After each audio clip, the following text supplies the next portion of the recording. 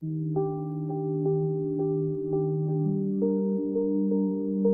day everyone, welcome to our YouTube channel. Today I'm going to show you a wonderful mathematics thing. Now if you have to 255 square minus 245 square, I'm going to use the difference of two squares now to actually solve this.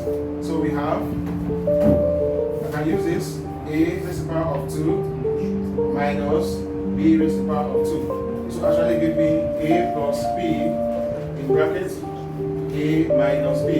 So I'll apply this here. Now this will give me 255 plus 245. 255 minus 245. So this will give me 255 plus 245 gives me 500. 255 minus 245 gives me